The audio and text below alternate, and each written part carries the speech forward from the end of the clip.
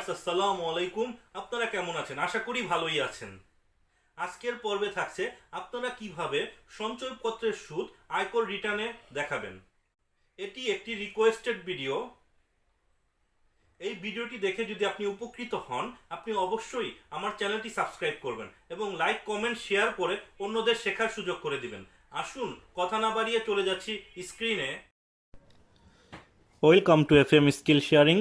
আজকের টপিক হচ্ছে how to file interest on security, অর্থাৎ সঞ্চয়পত্রের সুদ হতে আয় আপনি কিভাবে রিটার্নে দেখাবেন। তো আজকে আমি দুটো রিটার্ন ফিল আপ করে দেখাবো। প্রথমটি হচ্ছে শুধুমাত্র সঞ্চয়পত্রের সুদ হতে আয়, আর দ্বিতীয়টি সিকিউরিটিজ ও অন্যান্য উৎস থেকে আয়। তো আসুন দেখে নিচ্ছি। তো এটি নিয়ে আমি একটি অটোমেশন ফাইল ডেভেলপ করেছি। এটি হচ্ছে সিঙ্গেল পেজ রিটার্ন। তো আমরা টিন সার্টিফিকেট থেকে করদাতার তথ্যগুলো এখানে ইনপুট দেব। এখানে করদাতা একজন মহিলা, মিসেস ওয়াই। তো তার নামটা কপি করে নিলাম, বা আপনারা টাইপ করে নেম বক্সের মধ্যে লিখে দিবেন। তো এখন অপ্রয়োজনীয় ফাইলগুলো মুছে ফেলছি বা ক্লোজ করে দিলাম। নেম বক্সে মিসেস ওয়াই লিখলাম। তারপর এখান থেকে ফাদার্স নেম দেওয়া আছে মিস্টার বি। নেম বক্সের মধ্যে মিস্টার বি ফাদার্স নেম দিয়ে দিলাম। এখন ট্যাক্সেস সার্কেল এবং জোন আমরা টিন সার্টিফিকেট থেকে দেখে বসিয়ে নেব। আপনারা আপনাদের টিন সার্টিফিকেটে যে সার্কেল থাকবে এবং জোন থাকবে সেটা এই বক্সগুলোতে বসাবেন। তো এখন ট্যাক্সেস জোনটা আমরা বসাবো।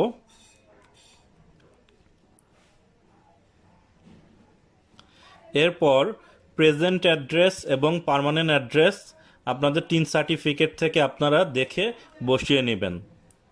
এখানে ভিডিওটি দ্রুত করার সুবিধার্থে present address, permanent address same রাখা হয়েছে। অ্যাসেসমেন্ট ইয়ারটা বাই ডিফল্ট দেওয়া থাকবে এবং টিন নাম্বারটা, অর্থাৎ টিন সার্টিফিকেট থেকে আপনার 12 ডিজিটের টিন নাম্বারটা বসিয়ে নেবেন। তো এখানে একটি ডেমো টিন নাম্বার দেওয়া আছে 12 ডিজিটের, এটা আমি বসিয়ে নিচ্ছি।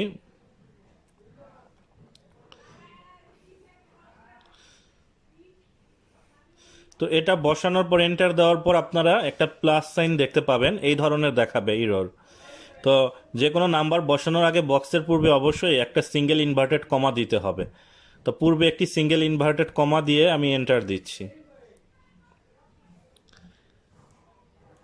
এখন এই অটোমেশন ফাইলের উপরে ডান পাশে কিছু ড্রপ ডাউন মেনু দেওয়া আছে। আপনারা সিঙ্গেল পেজ রিটার্নটি দেখে নিন, IT 11 2020। এই সিঙ্গেল পেজ রিটার্ন আপনি যে ইনপুটগুলো দিবেন সেটি অটোমেটিক্যালি এখানে চলে আসবে। একটু জুম করে নিচ্ছি, দেখুন নাম, টিন নাম্বার, সার্কেল, জোন এগুলো অটোমেটিক্যালি চলে এসেছে।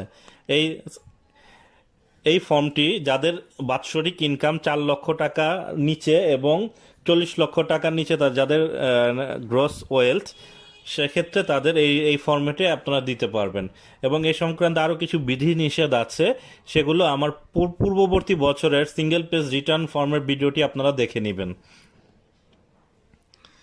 তো এখন আমি এখানে দেখুন taxable income, gross wealth, amount of tax এগুলো আমরা ফিল আপ করিনি, এখন করব। কিন্তু বাকি তথ্যগুলো দেখুন অটোমেটিক্যালি সব স্থানেই চলে গিয়েছে। অ্যাকনলেজমেন্ট স্লিপ আপনারা দেখতে পারলেন। এখন ট্যাক্স ক্যালকুলেশন পেজে যাব, এটা স্ক্রল করে নিচে নিয়ে আসবো। আচ্ছা, ডান পাশে তথ্যগুলো দেখিয়ে নেই।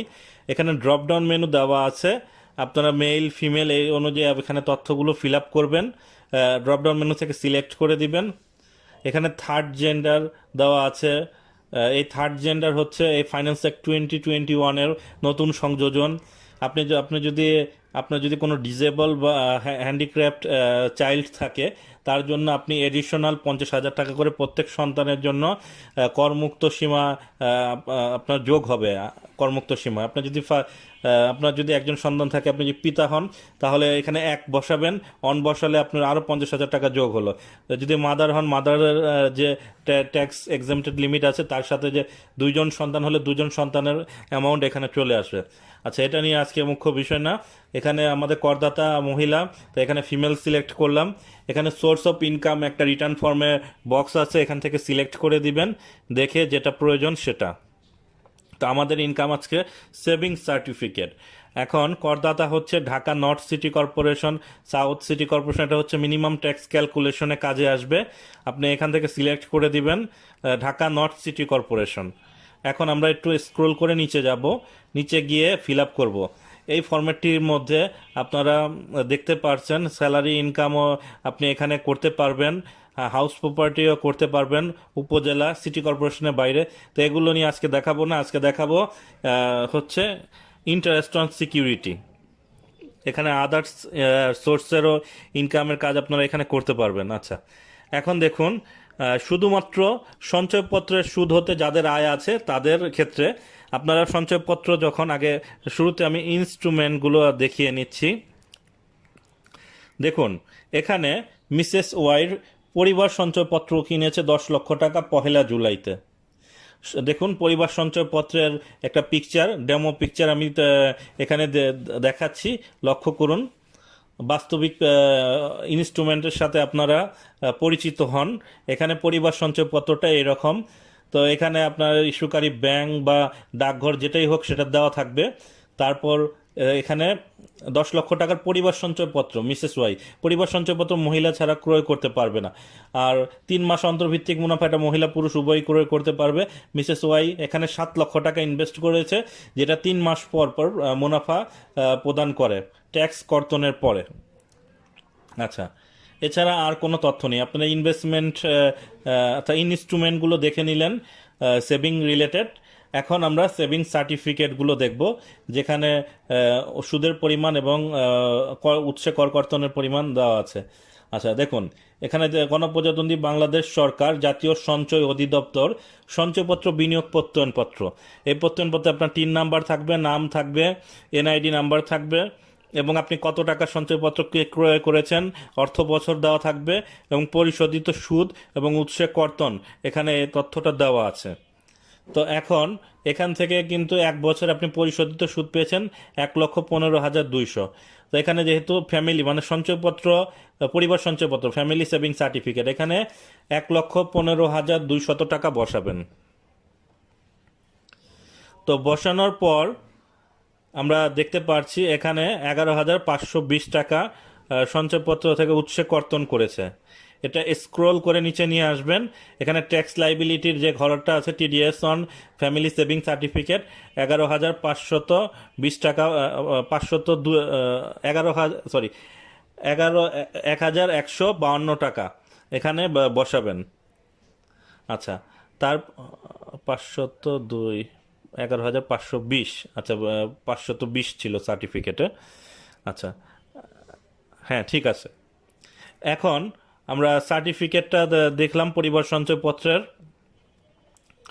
এরপর 3 মাস মুনাফা ভিত্তিক সঞ্চয়পত্রের সার্টিফিকেটটা আমরা দেখব, প্রত্যয়নপত্র বিনিয়োগের।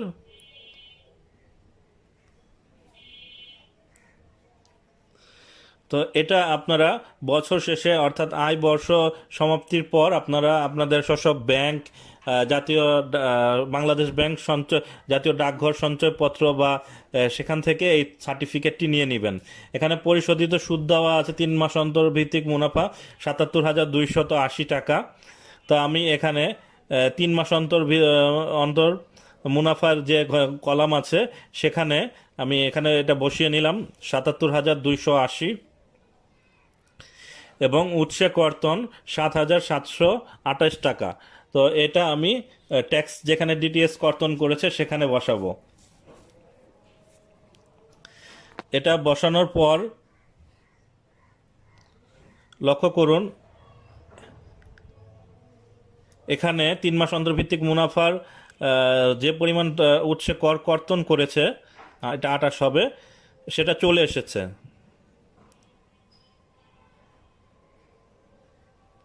এখন আমরা একটু মিসেস ওয়াই এর ব্যাংক স্টেটমেন্টটা দেখব।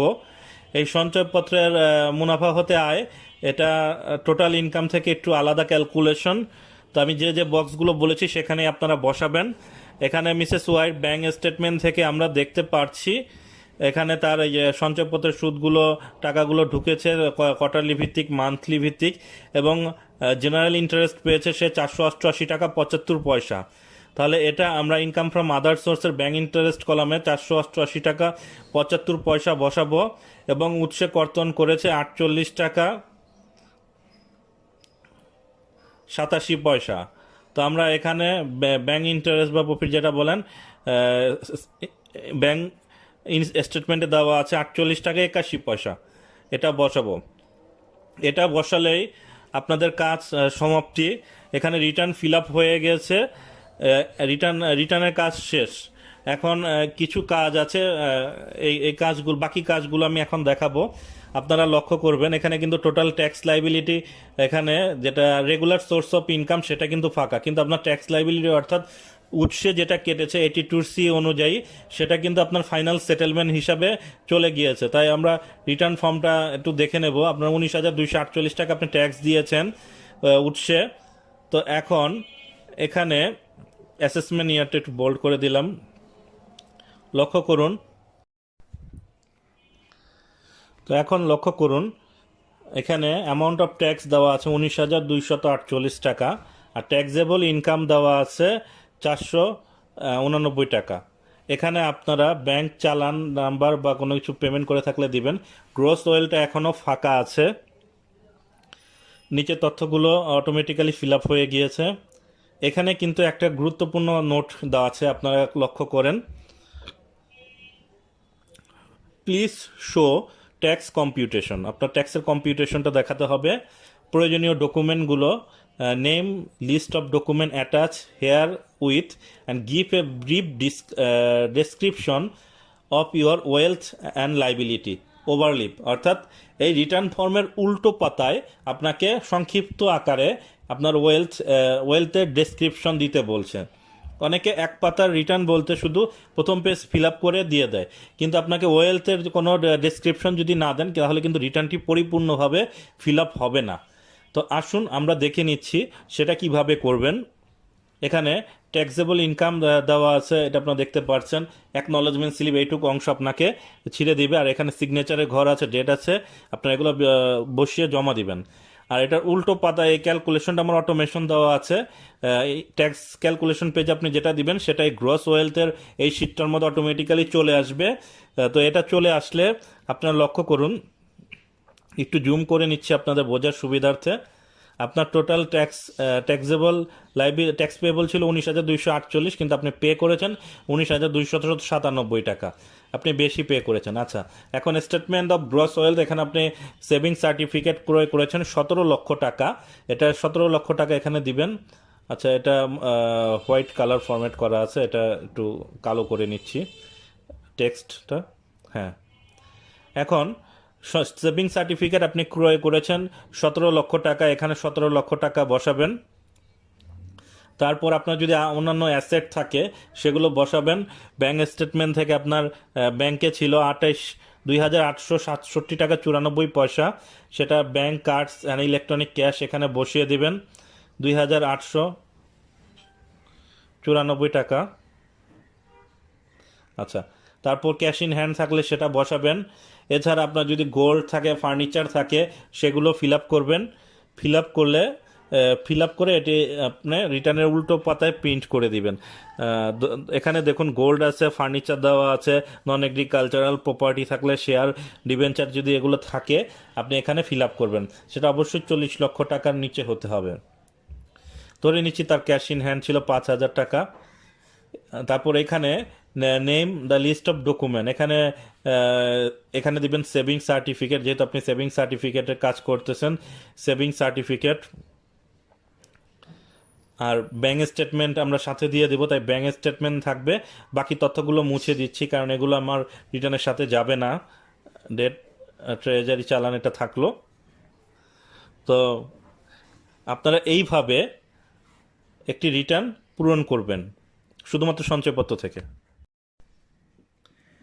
এখন আমরা দ্বিতীয় রিটার্নের কাজটি শুরু করব। এটা সিঙ্গেল পেজ রিটার্নে পূরণ করলে হবে না, income from security and other source. তো এই ফাইলটি আপনারা ইতিপূর্বে দেখেছেন, আমি তথ্যগুলো পূর্বেই ফিল আপ করে রেখেছি। যেহেতু ভিডিওটি লম্বা হয়ে যাচ্ছে, এটা IT 11/2016 এই ফরম্যাটে দিতে হবে। তো আমরা এখান থেকে 3 সার্টিফিকেট থেকে প্রয়োজনীয় তথ্যগুলো পূর্বেই ফিল আপ করে রেখেছিলাম। তো এটা ফিল আপ করার পর এগুলো নিয়ে আমি আলোচনা করছি না, এটা আপনারা আমার আরও অনেক ভিডিও আছে বা পূর্ববর্তী ভিডিও আছে, সেটা থেকে দেখে নেবেন। এখানে ইনকাম ফ্রম আদার সোর্স দেওয়া আছে এবং ইন্টারেস্ট অন সিকিউরিটি, এবং এর সাথে আমি বন্ডের কিছু ক্যালকুলেশন দেখাবো। এখানে সেভিং সার্টিফিকেট এই দুটো আছে, এই দুটো তো আমি যেভাবে দেখালাম সেই একইভাবে। তো এখানে একটু দেখিয়ে দিচ্ছি কোথায় কোথায় ইনপুট দিবেন। এখানে ইন্টারেস্ট পেয়েছেন 1,15,200 টাকা। আমরা অপ্রয়োজনীয় ফাইলগুলো ক্লোজ করে দিচ্ছি যাতে আমরা ফাইল দ্রুত মুভমেন্ট করতে পারি এক ফাইল থেকে আরেক ফাইলে। এখানে ইন্টারেস্ট অন সিকিউরিটির কলামে ফ্যামিলি সেভিং সার্টিফিকেটের যে বক্সটা আছে সেখানে 1,15,200 টাকা এখানে পরিশোধিত সুদ, এটা আমরা বসালাম। আপনার সার্টিফিকেটে যেটা থাকবে আপনি সেটা বসাবেন। এখান থেকে আমরা TDS এর উৎসে কর কর্তনের পরিমাণ 11,520 টাকা বসিয়ে দিলাম। তারপর আমরা এটা ক্লোজ করে দিলাম। 3 মাস মুনাফা ভিত্তিক সঞ্চয়পত্রটা আমরা দেখতেছি এখানে 77,280 টাকা ইনকাম দেওয়া আছে। তো আমরা 77,280 টাকাই আমরা বসালাম interest on profit base saving certificate every 3 month. এটার পর এখানে TDS কর্তন করেছে 7,728 টাকা। এটা আপনারা ইতিপূর্বে দেখেছেন, এখানে আমি দেখিয়ে দিলাম যে আপনার IT 11 গড় ট্যাক্স ক্যালকুলেশন পেজে কোথায় আপনি ইনপুট দিবেন। আচ্ছা, এটার পর এখন আপনারা লক্ষ্য করুন এখানে পেনশনার সেভিং সার্টিফিকেট আছে, বাংলাদেশ সঞ্চয়পত্র আছে, এটারও কাজ সেম। পেনশনার সেভিং সার্টিফিকেটের কাজ একটু ভিন্ন। ধরে নিলাম আপনি পেনশনার সেভিং সার্টিফিকেট থেকে 30,000 টাকা পেয়েছেন। এখানে বলা আছে পেনশনার সেভিং সার্টিফিকেটের ইনভেস্টমেন্ট যদি আপনার 5 লক্ষ টাকার নিচে হয় তাহলে উৎসে কোনো কর্তন হবে না, 5 লক্ষ টাকার উপরে হলে আপনাকে সেটা ট্যাক্সেবল ইনকামে চলে যাবে। তো আপনারা দেখতে পাচ্ছেন এটা অটোমেশন করা আছে, আমি এটা মুছে দিলাম জাস্ট দেখানোর জন্য আপনাদের দেখালাম। তো এখন লক্ষ্য করুন আমরা বন্ডের একটা দেখব প্র্যাকটিক্যালি, যেটা ইতিপূর্বে আপনারা দেখেননি। মিস্টার ওয়াই ধরে নিচ্ছি সে বিদেশে থেকে রেমিটেন্স পাঠায়, তাদের জন্য $US প্রিমিয়াম বন্ডের সুযোগ আছে। তো এখানে উনি $5,000 একটা $US প্রিমিয়াম বন্ড পারচেস করেছে, যেটা 84 টাকা 50 পয়সা হারে তাকে 4,22,500 টাকা প্রদান করতে হয়েছে 10 আগস্টে। $US প্রিমিয়াম বন্ড, এটা কিন্তু সম্পূর্ণ ট্যাক্স ফ্রি, 12% হারে ট্যাক্স এখানে সুদ ইন্টারেস্ট পাওয়া যায়। সে আরও 10,000 টাকার $US প্রিমিয়াম বন্ড পারচেস করেছে, সেটাও হার দেওয়া আছে। এবং এখানে $US প্রিমিয়াম বন্ড হবে, ওই জার্নাল লিখে ফেলেছিলাম। $US প্রিমিয়াম বন্ড থেকে সে 1,52,100 টাকা সে ইন্টারেস্ট পেয়েছে। তো এটাও কিন্তু সম্পূর্ণ ট্যাক্স ফ্রি ইন্টারেস্টটা। তো এখন আপনি এখানে ওয়েজানা ডেভেলপমেন্ট বন্ড আছে, আরও অন্যান্য বন্ড আছে, $US প্রিমিয়াম বন্ড, এগুলো আপনারা যেগুলো আপনাদের ক্ষেত্রে যেটা প্রযোজ্য সেটা দিয়ে দিবেন। কিন্তু এখন আমি আগে পূর্বে যেহেতু আমার সিরিয়ালি ইনভেস্টমেন্ট দেওয়া আছে, ইনভেস্টমেন্টগুলো বসিয়ে নেই। লাইফ ইন্স্যুরেন্স পলিসি আছে মিসেস ওয়াইড 10 লাখ টাকা, 7,000 টাকা পার মান্থে সে প্রদান করেছে। তো এখন এখানে 7,000 × 12 অর্থাৎ 84,000 টাকা, দুটোর মধ্যে যেটা কম এটা অটোমেশন ফাইলের মাধ্যমে নিয়েছে। এখন লক্ষ্য করুন এখানে ডিপিএস দেওয়া আছে 5,000 টাকা করে, 12 মাসে 60,000 টাকা। আমরা এখানে 60,000 টাকা মানে 5,000 × 12 60,000 টাকা বসিয়ে দিলাম। 60,000 টাকার বেশি ডিপিএস এর অ্যামাউন্ট হলে সেটা 60,000 টাকাই নিবে। আচ্ছা, $US প্রিমিয়াম বন্ড তারপর দেওয়া আছে 1,52,000 টাকা। তো এখন আর সে সঞ্চয়পত্র ক্রয় করেছে সঞ্চয়পত্র না, শেয়ার বাজারে বিনিয়োগ করেছে 1,50,000 টাকা, সেটা আমরা ইনভেস্টমেন্টের কলামে বসালাম। এবং সে ডিভিডেন্ড পেয়েছে 65,000 টাকা মিউচুয়াল ফান্ড থেকে সে ডিভিডেন্ড পেয়েছে 65,000 টাকা। তো মিসেস ওয়াই যেহেতু ডিভিডেন্ড পেয়েছে, এটা ইনকাম ফ্রম আদার সোর্সের অংশ। আমরা ইনকাম ফ্রম আদার সোর্সে চলে যাব। আচ্ছা, এটা দেখে নিন, আমরা ব্যাংক স্টেটমেন্টের সাথে ম্যাচ করে নিচ্ছি।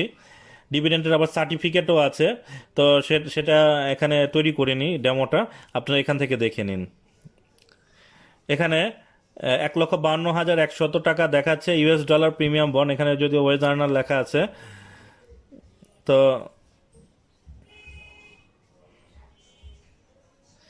এখানে ইউএস ডলার প্রিমিয়াম বন্ডে 1,52,100 টাকা আমি বসিয়ে দেব, কিন্তু এটা 6 শিডিউল প্যারা এ, পার্ট এ প্যারা 24A অনুসারে এটা ফুললি এক্সেম্পটেড, অর্থাৎ করমুক্ত। তো ব্যাংক স্টেটমেন্টও আমি এটা এডিট করে নিচ্ছি। আচ্ছা, এছাড়া তিনি এখানে লক্ষ্য করুন, এছাড়া যদি আপনাদের ইউএস ডলার ইনভেস্টমেন্ট বন্ড থাকে, আরও অন্যান্য বন্ড থাকে, সেগুলো কিন্তু ট্যাক্স এক্সেম্পটেড। তো সেটাগুলোতে হতে ইনকাম ট্যাক্স এক্সেম্পটেড। তো আপনারা এখানে ছক দেওয়া আছে, সেই অনুযায়ী বসিয়ে করে নেবেন। 65,000 টাকা সে মিউচুয়াল ফান্ড থেকে পেয়েছে। আমরা ইনকাম ফ্রম আদার সোর্সের ঘরে এখানে ডিভিডেন্ড ফ্রম মিউচুয়াল ফান্ড 65,000 বসাবো। এক্ষেত্রে করমুক্ত আয় হচ্ছে 25,000 টাকা, 6 শিডিউল পার্ট এ প্যারা 22A অনুসারে। আর তিনি মিসেস ওয়াই ব্যাংক থেকে ইন্টারেস্ট পেয়েছে 3,11,000 সামথিং। তো 3,11,488 টাকা 75 পয়সা সে ব্যাংক ইন্টারেস্ট পেয়েছে, এবং ব্যাংক ইন্টারেস্টের এগেনস্টে উৎসে কর কর্তন করেছে, যেহেতু এটা, হ্যাঁ, এটা ফিমেল দেওয়া আছে। আচ্ছা, দেখুন তার total income from other source অর্থাৎ রেগুলার সোর্স থেকে 3.5 লক্ষ টাকার বেশি হয়েছে। আর এছাড়া অন্যান্য তথ্য দেওয়া আছে, একটু নিচে দেখিয়ে নিচ্ছি আপনাদের। এখানে 82C থেকে তার ট্যাক্স কর্তন করেছে। আর টোটাল ইনকামটা আপনারা দেখলেন 6,96,000 প্লাস, আর রেগুলার সোর্স থেকে ইনকাম দেখলেন 3,51,000 প্লাস। তো এখন দেখুন, 82Cর ক্যালকুলেশন কিন্তু আলাদাভাবে হয়েছে, এটা ট্যাক্সও ক্যালকুলেশন আলাদাভাবে হয়েছে। রেগুলার সোর্স অফ ইনকাম থেকে তার যেহেতু 3,50,000 টাকা ক্রস করেছে, তার ট্যাক্স আসে 74 মাত্র, কিন্তু তাকে ইনভেস্টমেন্ট অ্যালাউন্স বিবেচনা করে তাকে মিনিমাম ট্যাক্স দিতে হচ্ছে 5,000 টাকা। তো 5,000 টাকা প্লাস হচ্ছে তার 82Cর ট্যাক্স লাইবিলিটি, এই দুটো মিলে তার আসে হচ্ছে টোটাল ট্যাক্স লাইবিলিটি 24,248 টাকা। কিন্তু সে প্রদান করেছে এখানে 50,397 টাকা, বেশি ট্যাক্স পেমেন্ট করেছে, অর্থাৎ বাকিটা রিফান্ডেবল। রিফান্ডেবল এখানে বলতে হচ্ছে ব্যাংক ইন্টারেস্ট, যেটা রেগুলার সোর্সেরটা। আচ্ছা, তারপর এখন আমরা আর একটু দেখব।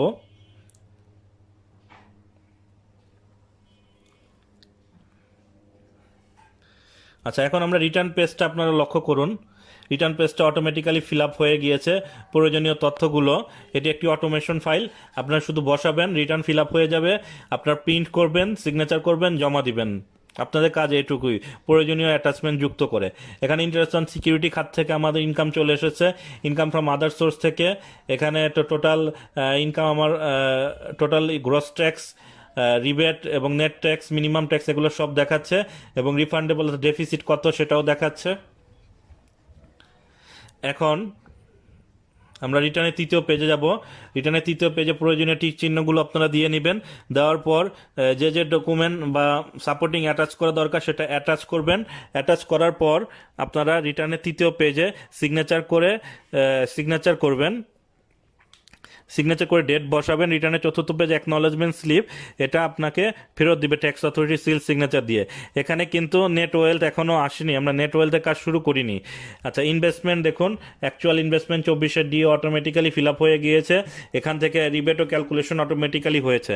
এখন আমরা নোট পেজে চলে গেলাম। নোট পেজ দেখতেছেন, এখানে পার্সোনাল এক্সপেন্ডিচার আছে, প্রিভিয়াস ইয়ার ইনফরমেশন দেওয়া আছে।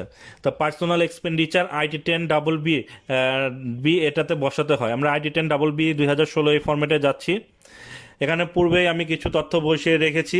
মিসেস ওয়াইট যে খরচগুলো তার হাজব্যান্ড ক্যারি অর্থাৎ বহন করে সেগুলো আমি এখানে সাইডে নোট দিয়ে দিয়েছি। তিনি যে যে খরচগুলো করে সেগুলো আমরা দেব। তার পার্সোনাল এক্সপেন্ডিচার, তার কারেন্ট ইয়ারে পার্সোনাল এক্সপেন্ডিচার যেগুলো হয়েছে লক্ষ্য করুন। তার ফোন বা কল বাবদ 40,000 টাকা তার খরচ হয়েছে। 12,000 টাকা হোম সাপোর্ট এক্সপেন্স, সেটা সে বহন করে। 12,000 টাকা আমরা হোম সাপোর্ট অ্যান্ড আদার এক্সপেন্সে 12,000 টাকা দিয়ে দেব। তারপর এখানে 3,50,000 টাকা সে ফেস্টিভ্যাল পার্টি ইভেন্ট গিফট এটা বাবদ সে খরচ করেছে 3,50,000 টাকা। তাহলে আমরা 3,50,000 টাকা ফেস্টিভ্যাল পার্টি গিফট এটা বাবদ এখানে দিয়ে দিলাম। তারপর 14,700 টাকা তার payment of tax at source, এটা প্রিভিয়াস ইয়ারে 14,700 টাকা প্রিভিয়াস ইয়ারের ট্যাক্স এই বছর আমি জমা দিয়েছি, সেটা 13 এই কলামে আমরা বসাবো। আর কারেন্ট ইয়ারের সোর্সে কত টাকা ট্যাক্স কেটেছে সেটা অটোমেটিক্যালি চলে এসেছে। এখন লক্ষ্য করুন এখানে IT10B 2016 সেটার লিঙ্কগুলো নোটসে দেওয়া আছে। আমরা প্রিভিয়াস ইয়ারের ইনফরমেশনগুলো পূর্বে বসাবো। তার 29,50,000 টাকা শেয়ারে বিনিয়োগ আছে। তো আমরা এখানে 8 এই কলামে 29,50,000 টাকা শেয়ারের বিনিয়োগ এটা বসাবো, যেটা IT10B-তে সরাসরি চলে যাবে। IT10B-তে এটা যাবে না, কারেন্ট ইয়ারে বসালে এটা চলে যেত। তো এটা এখন এখানে তার কারেন্ট ইয়ারের যে বিনিয়োগ আছে সেটা নিয়ে আমরা পরে কথা বলছি। 60,000 টাকা প্রিভিয়াস ইয়ারে ডিপিএস অ্যামাউন্ট ছিল, 3 লক্ষ টাকা গোল্ড ছিল। আমরা ডিপিএস অ্যামাউন্ট 60,000 টাকা এখানে 8C এই কলাম এই বক্সটার মধ্যে বসাবো 60,000 টাকা। তারপর 3 লক্ষ টাকা তার গোল্ড ছিল এবং ফার্নিচার ছিল 2 লক্ষ টাকা। আচ্ছা, আমরা এখন চলে যাচ্ছি নোটসে। এখন গোল্ডের যে বক্সটা আছে প্রিভিয়াস ইয়ারের কলামে সেখানে 3 লক্ষ টাকা বসাবো। বসানোর পর আমরা furniture and equipment and electronics আইটেমে 2 লক্ষ টাকা বসালাম। আর দেখতে পাচ্ছি প্রিভিয়াস ইয়ারে তার ক্যাশ ইন হ্যান্ড ছিল 95,000 সামথিং। তো সেই অ্যামাউন্টটা আমরা বসিয়ে নিলাম। এখন আমাদের কারেন্ট ইয়ারের কাজ তথ্য অনুযায়ী ফিল আপ করতে হবে। তো লক্ষ্য করুন তার ওপেনিং ব্যালেন্স অর্থাৎ ব্যাঙ্ক স্টেটমেন্টে ছিল 5,28,300 টাকা। তার ওপেনিং ব্যালেন্সে অর্থাৎ bank cards and electronic cash এটার ক্ষেত্রে 5,28,300 টাকা আমরা বসালাম। আর নিচে একটা ব্যাঙ্ক অ্যাকাউন্টের ইনফরমেশনের বক্স দেওয়া আছে, সেখানে ব্যাঙ্ক স্টেটমেন্ট থেকে ব্যাঙ্ক ইন্টারেস্ট AIT কত কেটেছে এবং ব্যালেন্সটা কত, ক্লোজিং ব্যালেন্সটা এটা আপনারা বসাবেন ব্যাঙ্ক স্টেটমেন্ট দেখে দেখে। তো ব্যাঙ্ক স্টেটমেন্ট দেখে এটা আমি বসিয়ে নিচ্ছি এবং ব্যাঙ্ক অ্যাকাউন্ট নাম্বারটা এখানে দিয়ে দিবেন। তো ব্যাঙ্ক অ্যাকাউন্ট নাম্বারটা এখানে আমি পূর্বেই বসিয়ে রেখেছি। এখান থেকে আমি ব্যাঙ্ক ইন্টারেস্টটা নিয়ে নিচ্ছি।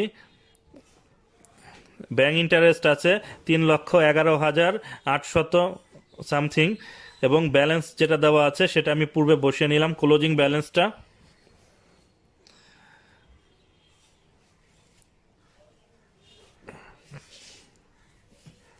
এখন ব্যাঙ্ক ইন্টারেস্টটা আমরা বসাবো এবং AIT উৎসে কত কর্তন করেছে সেটাও আমরা বসাবো। AIT কর্তন করেছে 31,148 টাকা।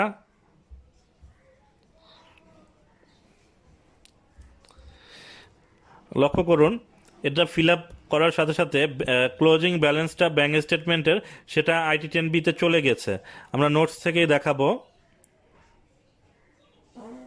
নোটসে আমরা দেখতে পাচ্ছি যে IT10B-তে 4,57,078 টাকা চলে গিয়েছে উপরে লাল বক্সে, দেখুন লক্ষ্য করুন সেটা চলে গিয়েছে। এখন গোল্ড সংক্রান্ত কারেন্ট ইয়ারে কোনো পারচেস দেওয়া নাই, তাহলে আমরা এটা প্রিভিয়াসটাই কারেন্ট ইয়ারে সেম রাখবো, কোনো পরিবর্তন নাই। আচ্ছা, তারপরে স্ক্রল করে উপরে যাব। উপরে গিয়ে আমরা দেখতে পাচ্ছি তার এখানে সে সেভিং ইনস্ট্রুমেন্ট পারচেস করেছে কারেন্ট ইয়ারে, সবগুলোই কারেন্ট ইয়ারে। লক্ষ্য করুন 10 লাখ, 7 লাখ, 17 লাখ টাকা, এটা 10 জুলাইতে। তারপর 4,22,500 টাকা সে $US প্রিমিয়াম বন্ড পারচেস করেছে। আচ্ছা, তারপর $10,000 সে 8,45,000 টাকা কারেন্ট ইয়ারে পারচেস করেছে। তাই সবগুলোই saving certificate, bond and government securities এখানে আমরা বসাবো। তো এই কলমে আমরা বসাবো। আচ্ছা, নিচে সারচার্জের বক্সও দেওয়া আছে, সেটাও অটোমেশন করা। আপনার সারচার্জ আসলে অটোমেটিক ক্যালকুলেশন হয়ে ট্যাক্সের সাথে যোগ হয়ে যাবে। আচ্ছা, এখন আমরা বসিয়ে নিচ্ছি। আচ্ছা, বাটন অন্যটাতে প্রেস পড়ে গিয়েছে, মাউসটা সরে গিয়েছে। আচ্ছা, এখন